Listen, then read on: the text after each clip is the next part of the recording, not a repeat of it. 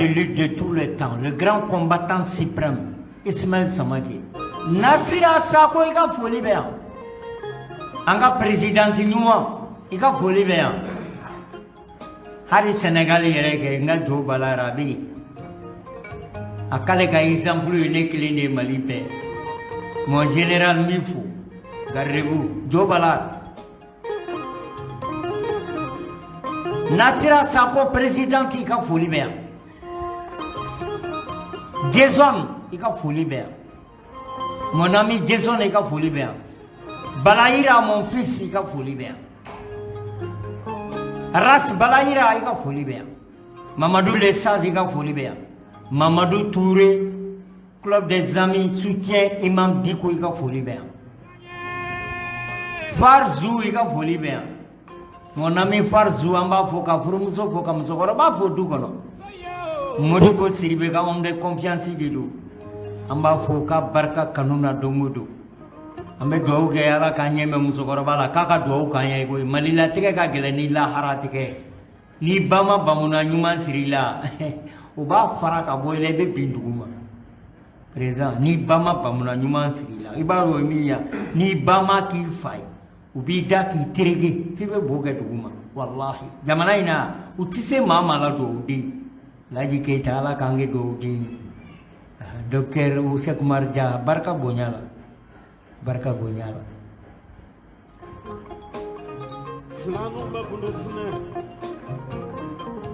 an fada man jara bangoni plateau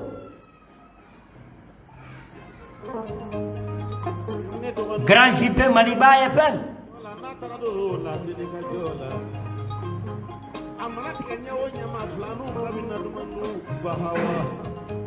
amandiri muso bafana ko ate sigate bele mayini jara folu ya ke kununi aka boni wakati mina ambe maudo abe karanye na yo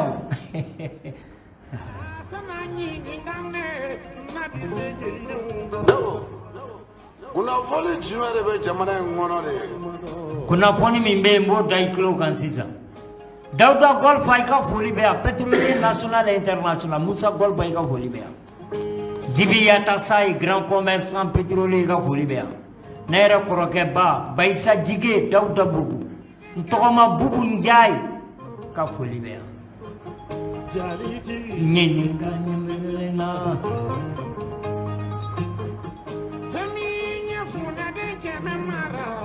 Ibe salipu ka kasi ibo tukwala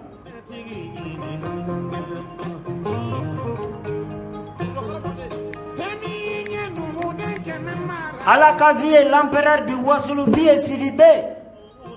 Amdala ya seya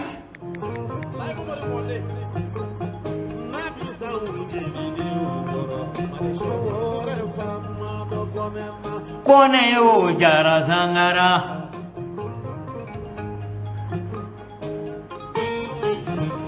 Nasira Sako ka foli be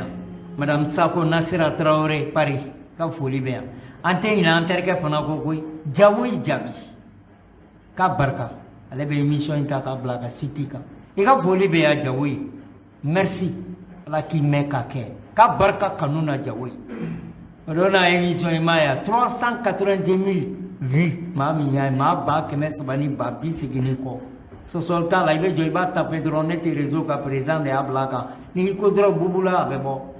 iba ya sebene ba jukuro 380 quel mamina la ke ma ba ke me sabani ko amba ko ala niche amba ko ala niche présent ala niche tanai farzu mifu kasegi kifu ika koronya ni ga dambe ka capitaine Dembo Modibo Sili l'homme tranquille ka kuma manja ni haraba ya mangamea sogel ka boy sogel ka toy aye ya kumalawa ya sigili ya kumalawa sobe kuteo sobe go ni eba do sugoro ga era kemeni biworo nasira kemeni biworo ni ya la kle biduru ka bebe wasi gindi kabrala ka malida o madeli ka ke kabrala ka malida make solution T malile tan faraloka solution T Sotarama, tan faraloka, solution tɛ ɲɔ kɛra 1000 solution tɛ forontobani fana yɛlɛla solution tɛ malo solution tɛ kenkeliba solution tɛ sisan an b'an ɲɛsin jɔn na Laji Keyita Hasimi ni Choguel aw m'a ye min bɛ kɛla Guinée a y'aw kɔlɔsi dɛ ne ka Hasimi kɔlɔsi dɛ ni kɔngɔ nana teriya tɛ yen ni kɔngɔ nana faya tɛ yen baya tɛ yen denkɛ tɛ yen an dun b'o sira de kan ne tɛ n da don M5 mɔgɔw la parce que olu nana de sɛgɛn de tun b'u la u nana pour u bɛ se ka hɛrɛ sɔrɔ quoi parce que ne tɛ se k'a faamu an de ye buwa kɛlɛ k'a bin ka bɔ yen k'a dɛsɛra k'a Karim da b'a la muso da b'a la k'a dɛsɛra jamana kɔnɔ an k'o kɛlɛ kɛ bi buwa ka tile la min ma kɛ Buba Fane o de bɛ kan ka kɛ bi ne kelen de bɛ n da n ka dingɛ kɔnɔ ni n ye nkalon tigɛ Ala kan don jahanaba kɔnɔ kabini Ala ka buwa ka fanga da Sukaro ma taa 160 la a ma deli ka kɛ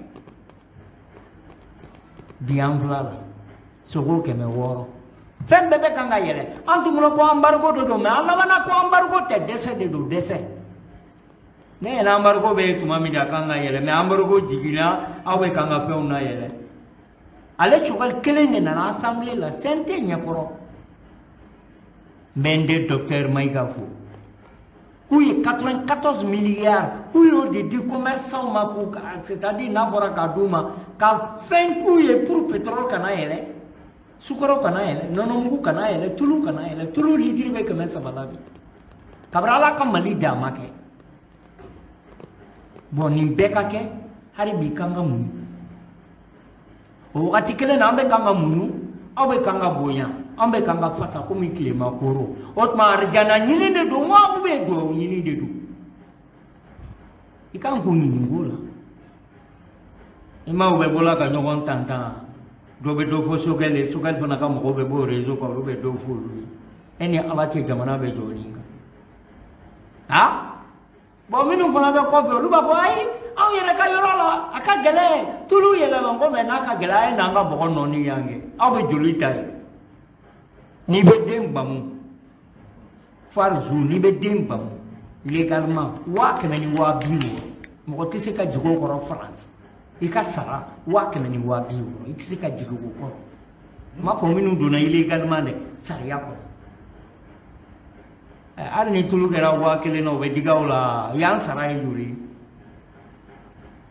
ɲare ninnu bɛ joli ta la 40,000 ko ou bien 50,000 n'a cayara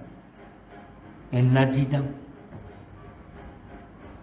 a b'aw jɔ hali bi a ka gɛlɛn anw yɛrɛ fɛ yen mais n'a ka gɛlɛn a ye na kɛ pourquoi aw tɛ na a ye na komi faso jɔ don a ye na an bɛɛ k'a nɔɔni ɲɔgɔn fɛ aw tɛ na o aw b'aw to yen bɛɛ dɛ a ka gɛlɛn siman yɛlɛla anw yɛrɛ fɛ yen a kɛra tan Jakite y'a fɔ n'a ye k'a siman bɔra san 1,200 o tuma an bɛ taa min an kɔni an ye buwa gɛn de pour lafiya ka na jamana la mais ne to kan ka kɛ a bɛ kan ka yɛlɛ ne ye n sen kelen bɔ terrain na n sen 2 de tun bɛ terrain kɔnɔ mais kelen bɔra a tɛmɛ 2nan in fana bɛ bɔ n bɛ terrain t'u bolo ka taa n'a ye ne ta tɛ Asimi ko ye ne tɛ Asimi ka barama couleur dɔn kabini Ala k'an da n b'a ye ɲɛ la n b'a ye télé de la Choguel fana a tɛ n ka tasa couleur dɔn fo k'an sa ne tɛ se Choguel ma k'a ka wari di ne ma n mago t'a ka wari la n mago t'a ka gouvernement ka dɔrɔmɛ la hali ni Sukaro kɛra 1,000 alhamdulilayi Laji Keyita ne b'a san Ala barika la mais an bɛ kɛlɛ min na an b'a kɛla fantanw de fo jamana in ka bila lafiya de kɔnɔ an kɔnɔ de ko transition nana mais a ka bon hakili ma c'est-à-dire u bɛ nin fɔ minnu tɛ ko kalama quoi Burkina essence bɛ 140 pompe la 130 bouteille 140 maire de bɛ Burkina Zou Farzu maire de bɛ pays enclavé tɛ komi Mali ya u bɛ taa ta cogo min an tɛ taa ta ten dɛ mais comme 140 dɔrɔmɛ 40 bɛ don anw ni Burkina cɛ cogo di a ka bon hakili ma a ka bon hakili ma i b'a dɔn kɛlɛ min bɛ yen yan kɛlɛ ko dɔrɔn de bɛ yen Choguel bɔ yen Choguel to yen mun ɲinɛna bɛ anw kɔ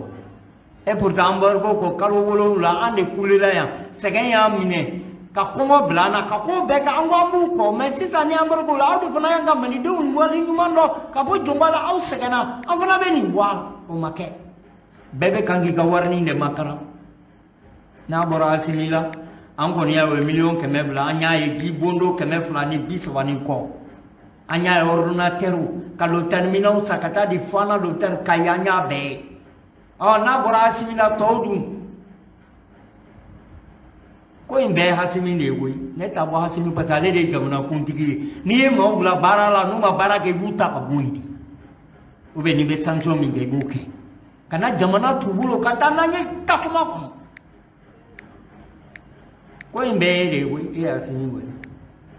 parce que e de ye jamana kuntigi ye awa confiance in bɛ transition na bi e ye Hasimi don olu tɛ dɛ e parce que an y'u ye baara la yanni bi ka se fɛn fɛn filɛ kule la nin ye dɛ an y'u ye baara la yanni bi ka se jamana in ko bɛɛ bɛ e Hasimi de bolo n'a ɲɛna Hasimi n'a ma ɲɛ Hasimi n'a tiɲɛna u bɛ i ɲɛ bɛ n fɛ mɔgɔ minnu na n'u filɛ jelibaya la dɛ u bɛ laban k'a fɔ k'e de nɔ don k'e ma se k'u bila u ka baara kɛ donc i ka responsabilité ta i kan ka jamana redresser cogo min i ka kɛ ten ne t'a fɔ i ka Sogɛli bɔ yen ne t'a fɔ i k'a to yen Sogɛli bɛ yen o a bɛɛ ka kan ne ye a bɔra yen o ne ka mɔni sumalen don a tora yen o ne ka dɛgɛ sumalen don ça c'est très clair mais danaya in kɔni ne ka danaya a ma mɔgɔ wɛrɛ fɔ an ni bɛn an ka danaya bɛ e Hasimi de kan gouvernement in maa caman b'a kɔnɔ yɛrɛ f'u b'a fɔ bɔ n sen kan bɔ n kunkolo kan u t'a dɔn u bɛ min kɛ yɛrɛ a bɛɛ tɛ dɛ dɔw bɛ yen u bɛ baara la ministre des affaires étrangères très bon Jaminatu a ka ɲi bɛɛ baara la ministre wɛrɛ bɛ olu b'a mais dɔw b'a la n fɔra i kɔ a ka fisa o ye tɛ foyi la u bɛ munumunu na dɔrɔn komi kɔ tɛ i kan ka na ni changement de et puis jamana bɛ gɛlɛya kɔnɔ sisan mɔgɔ 26 bɛ taa fara CNT kan o tuma kɔrɔlen min bɛ yen olu bɛ yen u tun bilala mun ko la a y'o fɔ an ye kɛ million 100 ou bien million 1 ni 500 ou bien million 2 bɛ d'olu fana ma tugun k'o fara dɔ in kan aw t'a kɛ ala kama aw ka hinɛ jamana in na aw ka hinɛ an na an sɛgɛnna dɛ an sɛgɛnna dɛ ne kɔni ye sen kelen nabɔ fɔlɔ zuru n y'a f'i ye ne ye manɔgɔ de ye o maaw bɛ ɲini ko n ka to yɔrɔ kelen la ne tɛ to yɔrɔ kelen parce que mɔgɔ ka dɔrɔmɛ tɛ ne kɔnɔ ni tiɲɛ bɛ yɔrɔ min ne bɛ taa yen de awa fantanw ka kɛlɛ fana n b'o de kɛ hali ni Hasimi ni fantanw kɛlɛ bi n bɛ fara fantanw de kan ka Hasimi kɛlɛ que ça soit très clair ne ye sen kelen nabɔ bɔ terrain kɔnɔ dɛ kelen dɔ de bɛ dugu ma grand JP n'u m'o kɔlɔsi n bɛ fila bɛɛ la parce que ɲɛ bɛ ko in tatɔ la cogo min nin man ɲi nin man ɲi nin man ɲi nin man ɲi ne yɛrɛ de taara Sukaro sa pɔn kɔrɔ 160 o bɛ baga bitigitigiw ma bɛɛ bɛ bitigitigiw bɛ taa ta jɔn bolo a bɛ baga tabati kɔbɔrɔ bitigitigiw na olu de bɛ na n'a ye yan a y'a di goro sisi minnu ma olu n'olu y'a yɛlɛ o tuma u bɛ taa san ka u bololankolon bɔ a la a bɛ baga bitigitigiw ma foyi kɛ a ye fɛn kɛ minnu ye dɛ exonération kɛ minnu ye dɛ aw tɛ t'olu minɛ yan ou bien aw k'a fɔ ko maintenant aw ye wari min bila k'u ka sara sanction tɛ jamana min na n'i ye jɛnɛya kɛ n'i furulen don ko k'i kerun fo k'i faga n'i ma jɛnɛya kɛ ko ka busan 100 bɔ i la ala m'o fɔ mais ala yɛrɛ min y'an da ale ye sanction d'an ma mais pourquoi aw min bɛ jamana kunna jamana tɛ kan ka k'an sago ye aw sigilen bɛ dɔrɔn daga fara dɔ bɛ kan ka fara a kan mɔgɔ 26 olu yɛrɛ ma bɛn a la o a bɛ ko ka journaliste kelen de di yan u dɛsɛra o fana la u bɛ kan ka dante nin ko ka parti bɛ ɲini ka 200 ni kɔ ko ka mɔgɔ 3 di olu bɛ bɛn o la 26 in bɛ taa fara nin kan ko assise de y'a fɔ an mago bɛ assise la 21 min bɛ a y'a dan o ma 21 kɛmɛ ni 20 Burkina Guinée ta ye joli mɔgɔ 30 ni kelen Burkina ta ye joli 20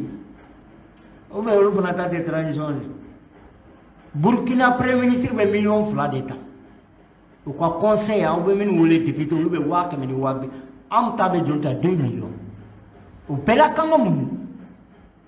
minnu b'a fɔ a ye mun ye u bɛ dɔ de di olu ma i b'a sɔrɔ an tɛ Mali kelen kɔnɔ denmisɛnninw bɛ boli la police recalés u y'u nɛgɛn ka taa fara u kan u y'u sara min na bi a filɛ bɛɛ ɲɛkɔrɔ yan an yɛrɛ tun b'u ye o a ye n'an fara an kan n'an ye fanga sɔrɔ an bɛ nin k'aw ye n'an ye fanga sɔrɔ n'i ye mɔgɔ nɛgɛ ala b'i nɛgɛn n'i ye hadamaden nɛgɛn walahi ala b'i nɛgɛn ka denmisɛnninw nɛgɛn dɔrɔn k'u kana fara u kan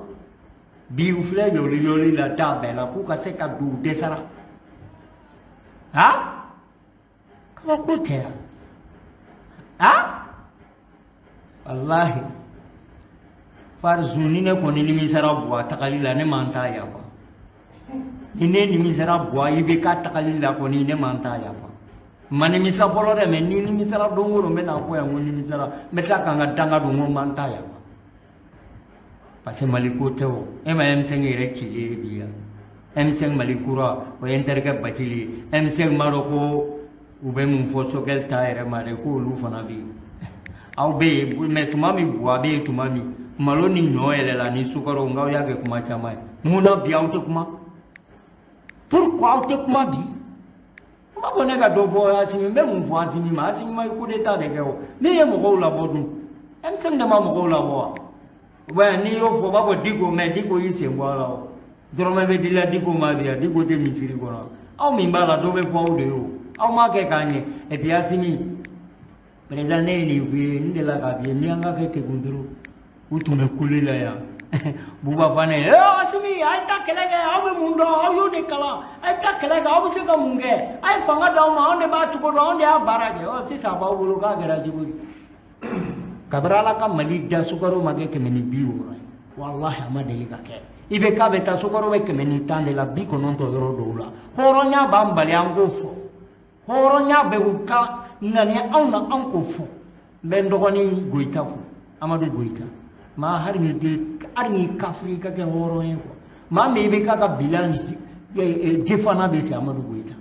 e pourtant a tun tɛ RPM na o RPM cɛbaliw bɛɛ kelen bɛ k'i ma ko maa dɔw ye tiɲɛni de kɛ n'u kumana u kana fɔ k'u b'u fana minɛ k'u don wo kɔnɔ ne tɛ foyi dɔn a la Farzu ne ma deli k'a f'i ye man kali don tabali kelen na président Kasoge n ko fo k'a dunna wuli n ko k'u tɛ kɛ Mali président